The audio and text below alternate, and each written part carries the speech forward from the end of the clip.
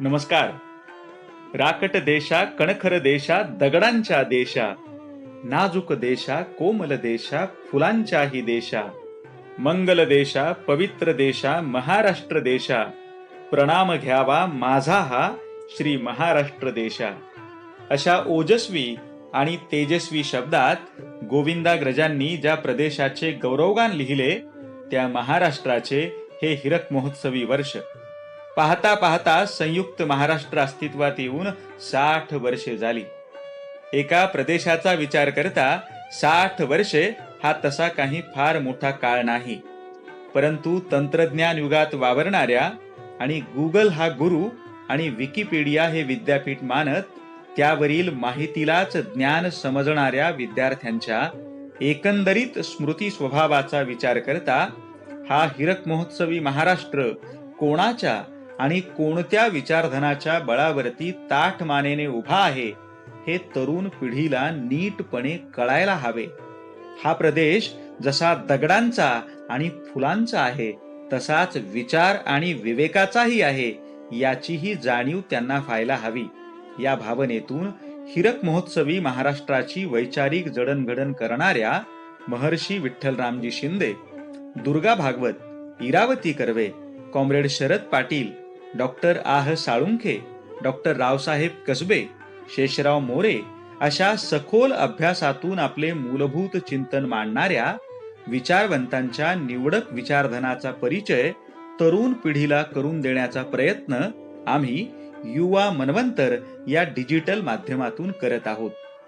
प्रखर बुद्धिवादी दृष्टिकोनातून परखड पद्धतीने समाज जीवनातील महत्वपूर्ण विषयांची तर्ककठोर चिकित्सा करणारे अलौकिक प्रज्ञावंत नरहर कुरुंदकर यांच्या निवडक ग्रंथांच्या परिचयाने ही दीर्घ मालिका ऑगस्ट महिन्यात सुरू झाली आहे. परिचय नरहर कुरुंदकरांच्या विचारधनाशी या मालिकेत आतापर्यंत शिवरात्र, जागर आणि हैदराबाद विमोचन आणि विसर्जन या 3 पुस्तकांचा परिचय मान्यवर अभ्यासकांनी करून दिलेला आहे. छत्रपती शिवाजी महाराज जीवन रहस्य या आकाराने लहान परंतु आशयदृष्ट्या अतिशय महत्वाच्या असलेल्या पुस्तिकेचा परिचय आजच्या भागात करून घ्यायचा आहे. हा परिचय करून देणारे मान्यवर आहेत इतिहासाचे व्यासंगी अभ्यासक, चिंतन तसेच प्रयोग या दोन्ही पातळ्यांवरून शिक्षण क्षेत्रात मूलभूत योगदान देणारे मानवत येथील केकेएम महाविद्यालयाचे सेवानिवृत्त प्राचार्य आणि गांधी, विनोबा, जे कृष्णमूर्ती अशा तत्वज्ञांच्या विचारातील समन्वयाचा वारसा भावी पिढ्यांच्या हाती सुपूर्द करण्यासाठी सेवानिवृत्तीनंतरही कार्यरत असलेले खरे खुरे आचार्य डॉक्टर ओमप्रकाश समदाणी मानवत. व्यासंगी अभ्यासक, प्रयोगशील प्राचार्य आणि सेवानिवृत्तीनंतरही समर्पित भावनेने प्राथमिक शिक्षण क्षेत्रात रममाण झालेले आचार्य हे त्यांच्या व्यक्तिमत्वाचे 3 पैलू तरुण पिढीसाठी प्रेरणादायी ठरणारे आहेत. वृत्तपत्रीय लेखन, संशोधनपर लेखन, अभ्यासक्रमाची रचना आणि पुनर्रचना करणारे लेखन अशा लेखनाबरोबरच आपण ज्या परिसरात नोकरी करत आहोत त्या परिसराचा इतिहास नोंदविणारे लेखन, ज्या भाषा प्रदेशात आपली जडणघडण झाली आहे त्या प्रदेशाचे ठळक विशेष दर्शविणारे लेखन आणि आपण ज्या विषयाचे प्राध्यापक आहोत त्या विषयाचे विविध अंतप्रवाह उलगडून दाखविणारे लेखन अशा विविधांगी रूपातील काही स्फुट आणि दीर्घ स्वरूपाची लेखन संपदा सरांच्या नावावर आहे. मानवत सारख्या लहानशा तालुक्याच्या ठिकाणी असणाऱ्या केकेएम महाविद्यालयाला अभिनव ओळख मिळवून देणाऱ्या अनेक परंपरा आपल्या प्राचार्य पदाच्या कारकिर्दीत त्यांनी सुरू केल्या. एकीकडे ग्रंथालयाची समृद्धी वाढवली तर दुसरीकडे विद्यार्थ्यांच्या आविष्काराला वाटा मिळवून देणाऱ्या वार्षिकांकाला न केवळ महाविद्यालयाचे तर आपल्या परिसराचे मुखपत्र बनवले. प्राध्यापक आणि विद्यार्थी यांनी नवनवीन प्रयोग करण्यासाठी प्रवृत्त व्हावे असे पर्यावरण त्यांनी या काळात निर्माण केले. प्रशासक म्हणून हे प्रयोग करत असतानाच मराठवाडा इतिहास परिषद, आणि महाराष्ट्र इतिहास परिषदेचे सन्माननीय पदाधिकारी आणि महाराष्ट्र राज्य माध्यमिक व उच्च माध्यमिक इतिहास अभ्यास मंडळाचे सदस्य म्हणून इतिहास विषयाच्या अभ्यासक्रमाची पुनर्रचना करण्यात त्यांनी महत्त्वपूर्ण योगदान दिले. प्रशासक, इतिहास परिषद तथा अभ्यास मंडळाचे पदाधिकारी म्हणून आपल्या भूमिका निभावत असतानाच त्यांनी इतिहास संशोधन पत्रिका, डॉक्टर रा. श्री. मोरवंचीकर गौरव ग्रंथ, मराठी गॅझेटियर तसेच विविध संपादित ग्रंथ यामध्ये संशोधक म्हणून अभ्यासपूर्ण मांडणीही केली. छत्रपती शिवाजी महाराजांवरील लेखनाचा तौलनिक अभ्यास या विषयावरील विद्यापीठ अनुदान आयोगाचा संशोधन प्रकल्प आणि मराठ्यांचा इतिहास कुरुंदकरांची भूमिका या विषयासाठी नरहर कुरुंदकर प्रगत अध्ययन आणि संशोधन केंद्राची संशोधन वृत्ती असे काही प्रकल्प त्यांच्यातील व्यासंगी वृत्तीची साक्ष देण्यासाठी पुरेसे आहेत. 1971 ते 2009 अशी 38 वर्षांची प्रदीर्घ सेवा बजावून निवृत्त झाल्यानंतरही त्यांच्यातील शिक्षणप्रेमी शांत बसलेला नाही. म्हणून तर सेवानिवृत्तीनंतर श्रीमती शकुंतलाबाई कांचनराव कत्रुवार प्राथमिक विद्यालय मानवत या शाळेला अभिनव उपक्रमांची पाठशाळा बनवण्यासाठी ते या वयातही तरुणाला लाजवेल अशा तडफेने कार्यरत आहेत. आपला वेळ, अनुभव आणि ऊर्जा या तिन्हींचे योगदान देऊन विविध संस्थांच्या उभारणीसाठी त्यांनी मोलाचा हातभार लावलेला आहे. पण भूमिका मात्र मी तव हमाल भारवाही या तुकोबांच्या वृत्तीशी तल्लीन होणारी आहे. केल्याने वा न केल्याने ज्यास भावार्थ सारखा, कोणामध्ये कुठे न ज्याचा लोभ गुंतला. विनोबांनी गीताईमध्ये स्थितप्रज्ञ कर्मयोगी व्यक्तीचे सांगितलेले हे लक्षण डॉक्टर ओमप्रकाश समदाणी यांना सर्वार्थाने लागू होणारे आहे.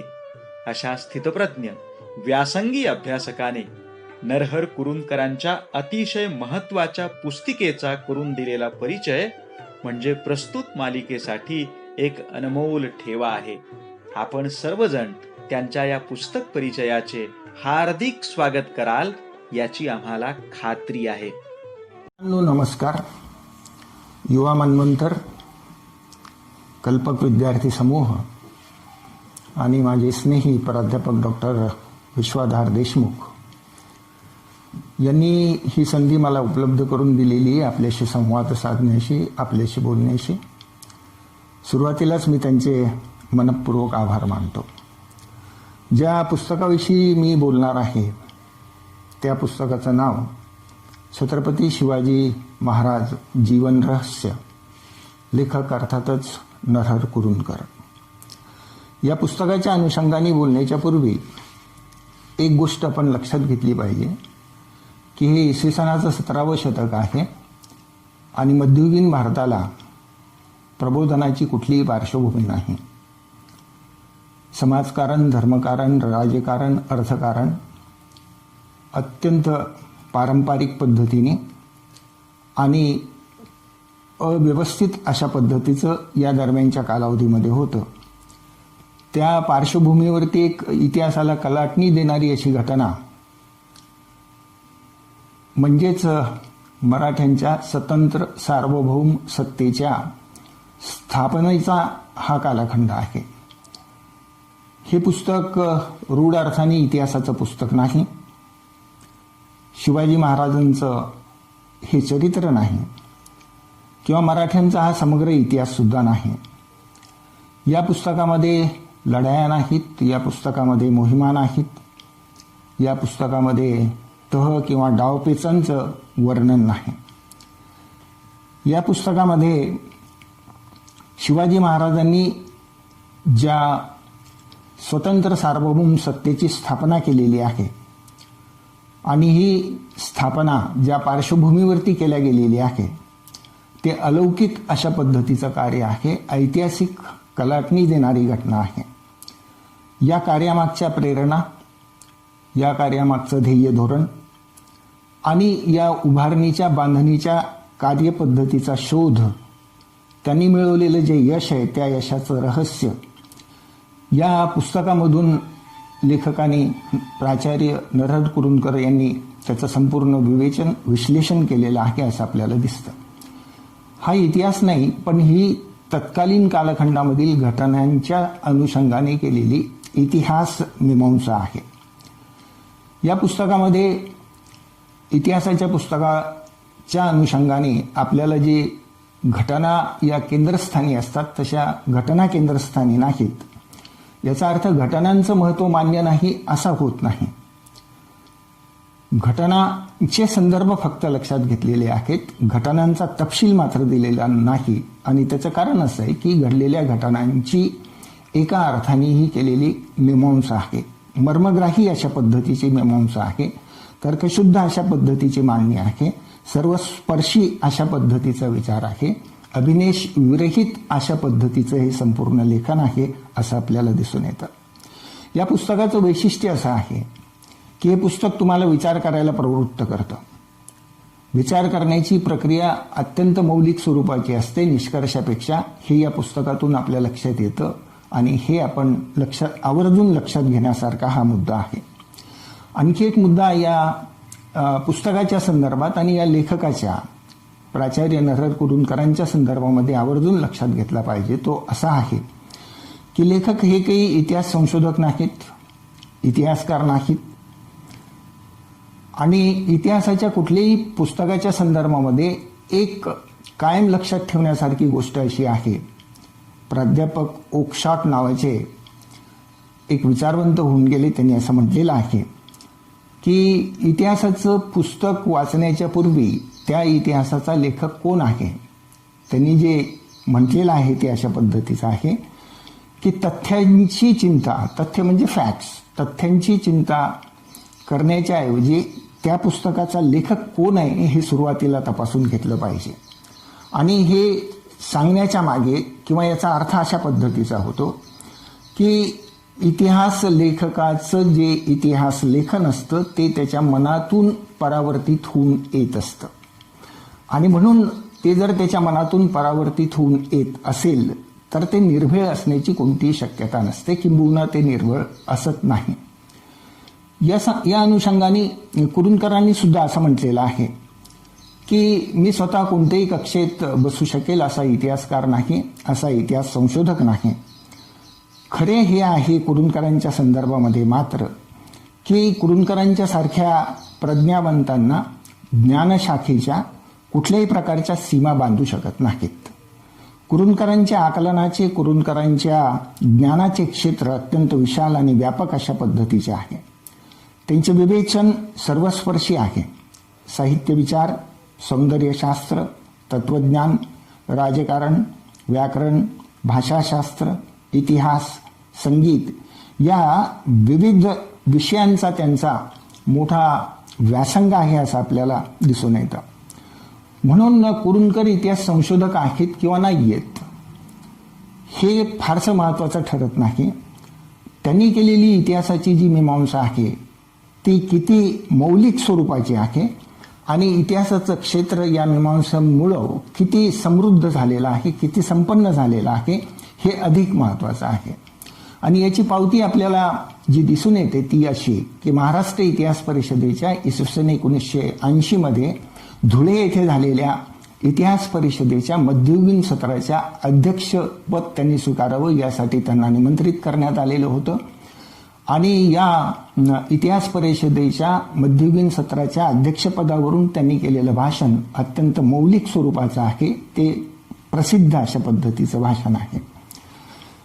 या गोष्टी लक्षात घेतल्यानंतर या पुस्तकाच्या अनुषंगाने आपल्याला आणखी काही गोष्टी लक्षात घ्याव्या लागतील की इसवी सनाच्या 17व्या शतकाच्या पूर्वीची जी 300-350 वर्ष आहेत ती अन्याय, अत्याचार आणि भीषण अशा पद्धतीच्या काळरात्रीची वर्ष आहेत असं आपल्याला म्हणता येऊ शकतं. या 1630-1640-45च्या दरम्यान जे काही अघटित या महाराष्ट्राच्या भूमीवरती घडलं तो म्हणजे एका अर्थाने लखलखीत अशा पद्धतीचा प्रकाश होता. एक नवा अशा पद्धतीचा विचार होता. एका नव्या युगाची ती नांदी होती. नीतिमत्ता, चारित्र्य या आधारे या स्वतंत्र सार्वभौम सत्तेची या दरम्यानच्या कालावधीमध्ये पायाभरणी झालेली होती. हे मध्ययुगीन कालखंडाच्या अनुषंगाने अप्रूप होतं, अलौकिक अशा पद्धतीचं होतं.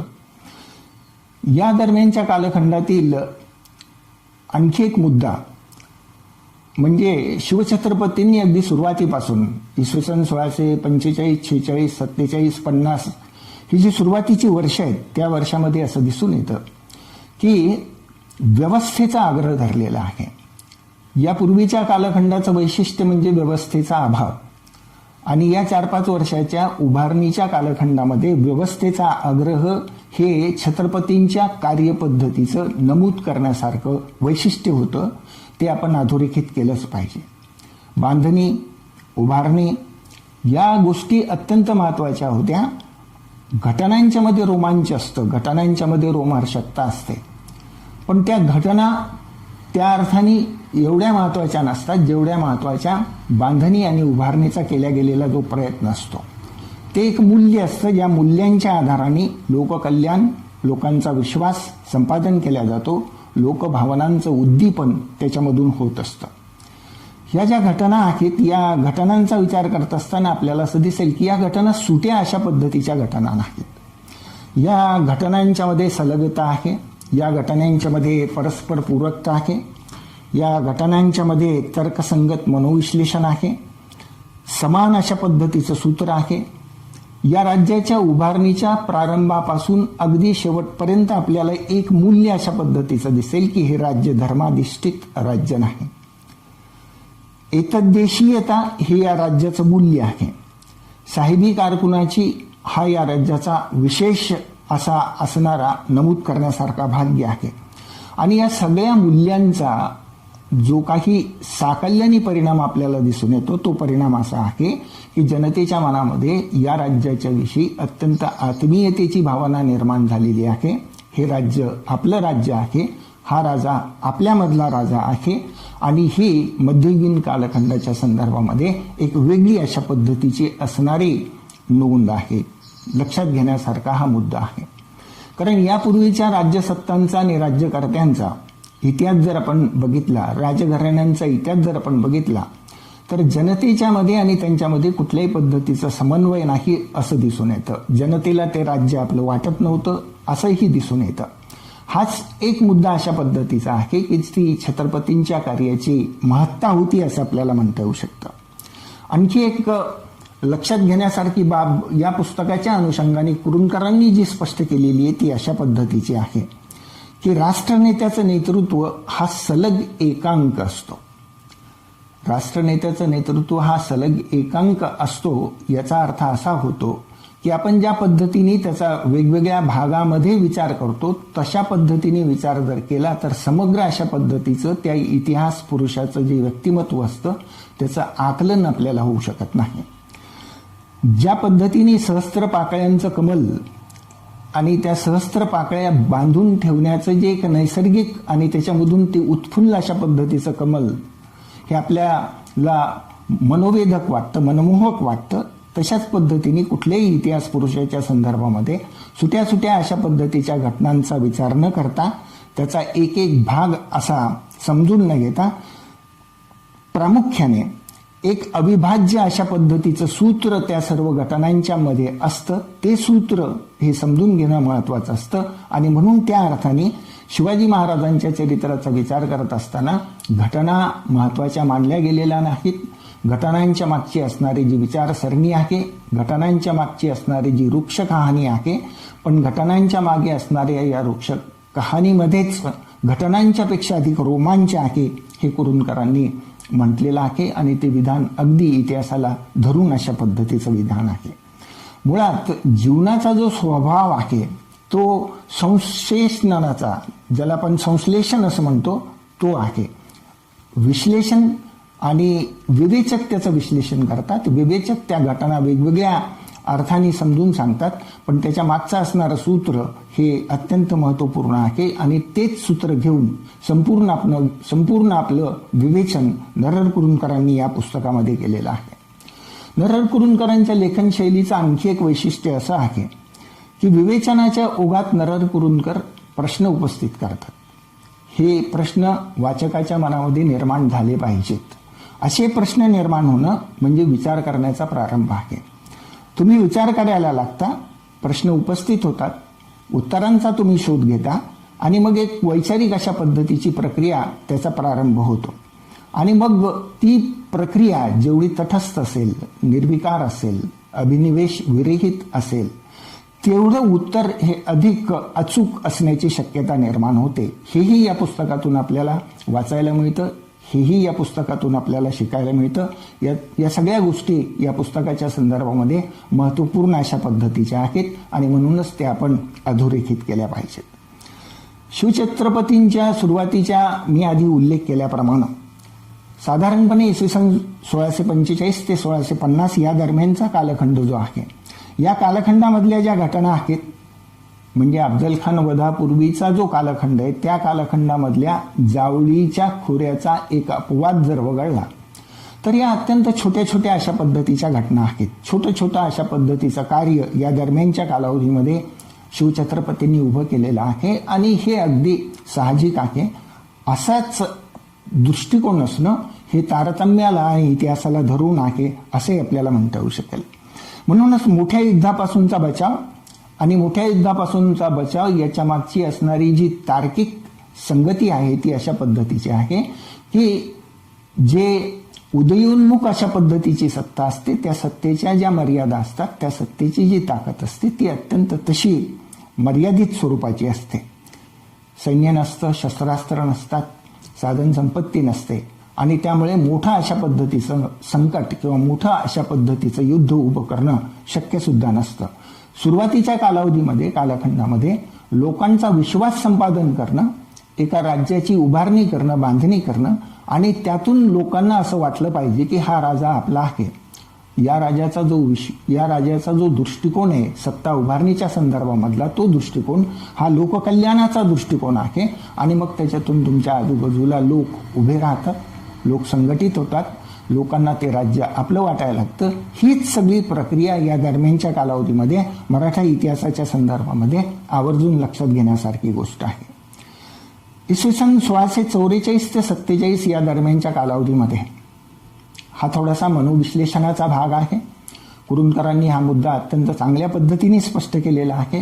तार्किक दृष्टिकोनातून सुद्धा हा सुसंगत अशा पद्धतीचा विचार आहे असं आपण समजून घेतलं पाहिजे. इसवी सन 1646-47च्या सुरुवातीच्या कालखंडामध्येच जावळी जिंकण्याचा विचार हा शिवाजी महाराजांच्या ठिकाणी निर्माण झालेला आहे असं कुरुंदकर म्हणतात. त्याचं कारण असं होतं, ही जी जहागीर होती पुण्याची, त्या पुण्याच्या जहागिरीच्या लगतच वाईचा जो प्रांत होता, तो प्रांत हा सुभा होता अफजल खानाचा. आणि जसजसं आदिलशाहीचं लक्ष आपल्याकडे वेधलं जाईल आणि जसजसा आपल्या साम्राज्याचा विस्तार वाढत जाईल तशा पद्धतीची प्रतिकूल आव्हानं आपल्यासमोर उभी राहतील आणि त्यातलं पहिलं उभं राहणारं आव्हान हे अर्थातच या सुभ्याचा सुभेदार म्हणून अफजल खानाचं असेल. हे इसवी सन 1646, 47, 48च्या दरम्यानच शिवाजी महाराजांच्या लक्षात आलेलं आहे. ही लक्षात घेण्यासारखी गोष्ट आहे. याचा एक अर्थ अशा पद्धतीचा होतो की सतत संभाव्य परिणामांचा विचार हे शिवछत्रपतींच्या व्यक्तिमत्वाचं अविभाज्य घटक आहे. घडणाऱ्या घटना, उद्या येणारी आव्हानं, निर्माण होणारी परिस्थिती आणि त्या अनुषंगाने केलेलं नियोजन हे शिवचरित्रामधून आपण लक्षात घेतलं पाहिजे. याच्या जावळीच्या मोऱ्यांना पराभूत करणं आणि जावळीचा प्रदेश आपल्या ताब्यामध्ये आणणं, याच्या मागचं आणखी एक महत्त्वाचं कारण अशा पद्धतीचं होतं, ती म्हणजे भौगोलिक अनुकूलता किंवा भौगोलिक परिस्थिती. जावळीचा प्रांत अत्यंत निबिड अरण्याचा प्रांत, दऱ्याखोऱ्यांचा प्रांत, अत्यंत कठीण अशा प्रकारच्या वातावरणाचा असणारा तो प्रांत, प्रचंड पाऊस पडणारा तो प्रांत आणि त्याच्यामुळे ही भूमी आपल्या ताब्यात असली म्हणजे त्यांच्या दृष्टिकोनातून अफजल खानाचं भविष्यामध्ये येणारं जे आव्हान आहे त्याचं उत्तर त्यांना जावळी होतं आणि त्या दृष्टिकोनातूनच त्यांनी ते या 1656 जावळीचा प्रांत जिंकलेला आहे असं आपल्याला दिसून येतं. हा अर्थातच मनोरचनेचा, मनोविश्लेषणाचा भाग आहे आणि तो त्या दृष्टिकोनातून पण तार्क सुसंगत अशा पद्धतीचा भाग आहे, हेही लक्षात घेण्यासारखं आहे. आणखी एक भ्रम आहे आपला अफजल खानाच्या संदर्भातला. तो भ्रम अशा पद्धतीचा आहे की अफजल खान हा अत्यंत गर्विष्ठ आहे, अफजल खान हा अत्यंत बेसावध आहे.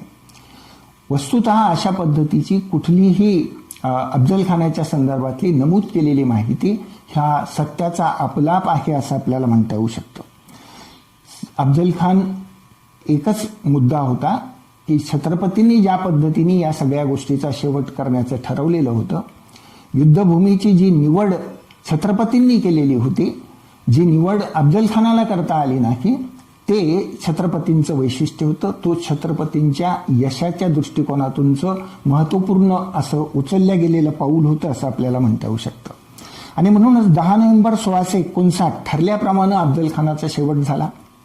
याही मुद्द्याच्या संदर्भामध्ये अनेक इतिहासकारांची वेगवेगळी अशा पद्धतीची मतं आहेत. पण ज्यांना शिवाजी महाराज संपूर्णपणे त्यांचं आकलन झालेलं आहे, त्यांच्या एकूण मुत्सद्दीपणात त्यांचं धोरण हे ज्यांनी लक्षात घेतलेलं आहे, त्यांच्या मनामध्ये अफजल खानाचा शेवट ज्या पद्धतीने झाला तो तसाच होणार होता, तो अपेक्षित होता, या निष्कर्षाप्रत ते येऊ शकतात.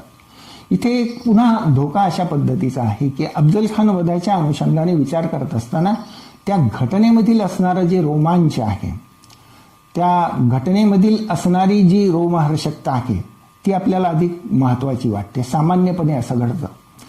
खरं म्हणजे वस्तुस्थिती अशी आहे की या नाट्यमय घटनेच्या पेक्षा घटनेच्या मागचं असणारं चौरस नियोजन, या संदर्भातील असणारे डावपेचांची आखणी आणि या घटनेच्या नंतर अफजल खानाच्या शेवटानंतरचा राज्याचा झालेला विस्तार, या सगळ्या गोष्टी जर आपण समजून घेतल्या तर आपल्याला असं दिसेल की खरं रोमांच अफजल खान वधामध्ये नसून, अफजल खान ठार मारण्यामध्ये नसून, अफजल खानानंतर ज्या पद्धतीचा राज्याचा विस्तार छत्रपतींनी घडून आणला, ज्या पद्धतीने प्रचंड हादरा या दरम्यानच्या कालावधीमध्ये अखिल भारतीय पातळीवरती अस्तित्वात असणाऱ्या सत्तांना बसला, खरं रोमांच तिथे आहे.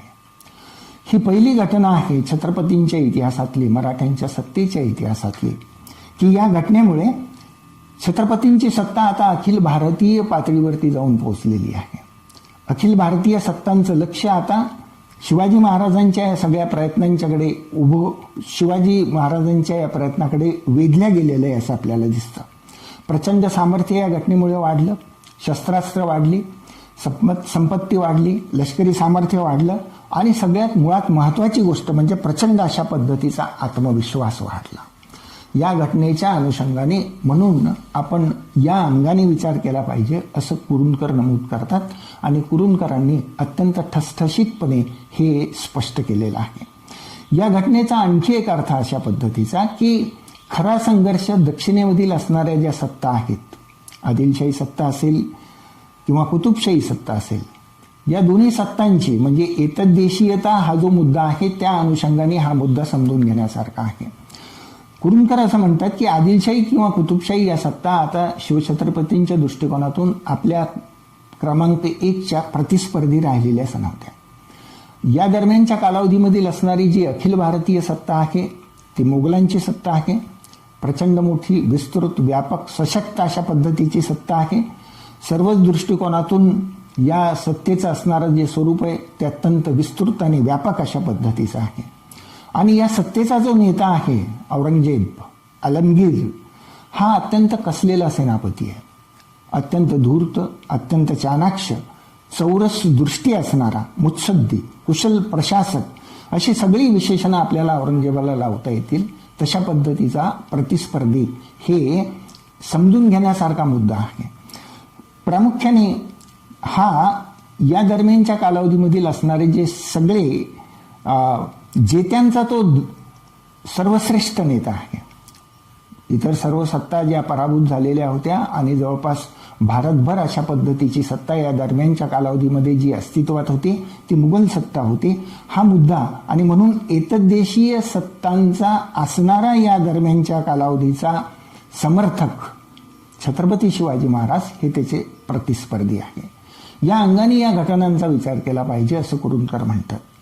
मुघल आणि छत्रपती शिवाजी महाराज यांच्यामधील असणारी जी तफावत आहे वैचारिक पातळीवरची किंवा इतिहासाच्या अनुषंगाने स्पष्टपणे नमूद करण्यासारखी की एतद्देशीय सत्ता म्हणजे दाक्षिणात्य सत्ता आणि दक्षिण ही दाक्षिणात्यांच्यासाठी असं एक धोरण छत्रपतींनी पूर्णपणे स्वीकारलेलं आहे आणि त्याच धोरणाचा अवलंब छत्रपतींनी केलेला आहे.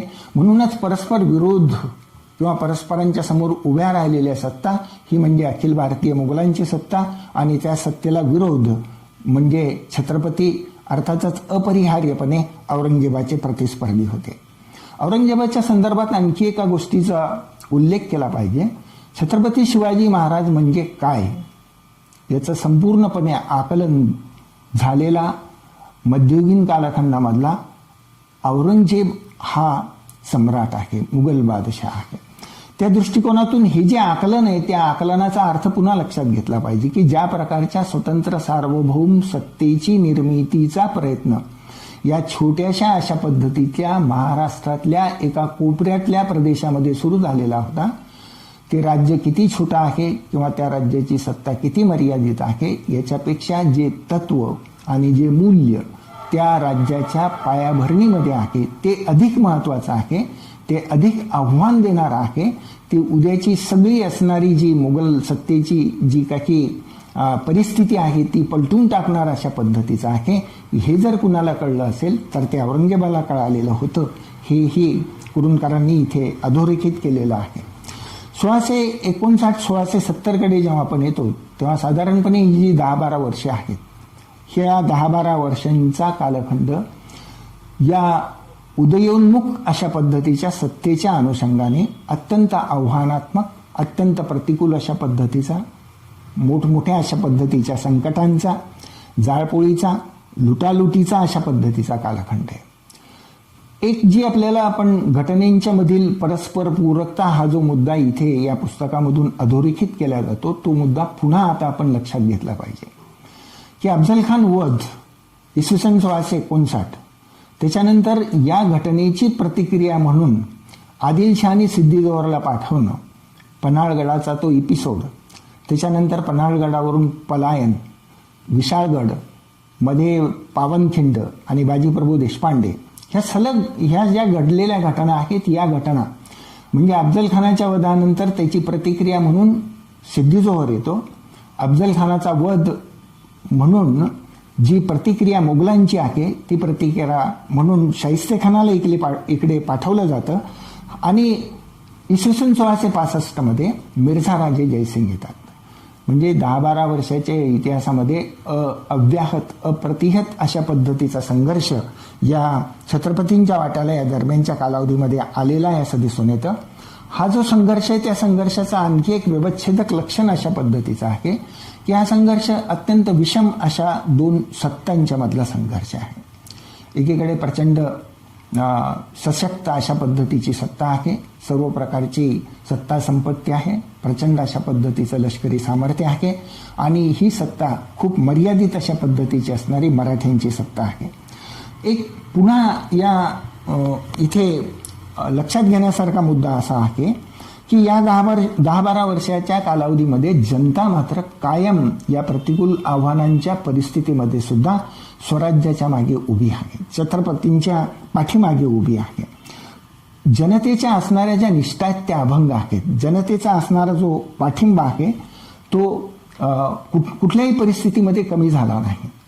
मध्ययुगीन कालखंडाच्या इतिहासाच्या अनुषंगाने विचार करत असताना हे जे घडत होतं हा जो पाठिंबा होता, जनतेच्या मनामध्ये एक जे सौहार्द आत्मीयता निर्माण झालेली होती, हे राज्य आपलं आहे, या राजाच्या आणि राज्याच्या संरक्षणाची जबाबदारी आपली आहे, हे जे यामागचं सूत्र आहे हे का निर्माण झालं हे आपण लक्षात घेतलं पाहिजे. आणि मग आपल्याला असं दिसेल की बलिदानाची प्रेरणा कशामधून मिळते. बाजीप्रभू देशपांडे, मुरारबाजी देशपांडे, तानाजी मालुसरे अशी अनेक नावं आपल्याला सांगता येऊ शकतील की ज्यांच्या समोर मृत्यू हा निश्चित होता.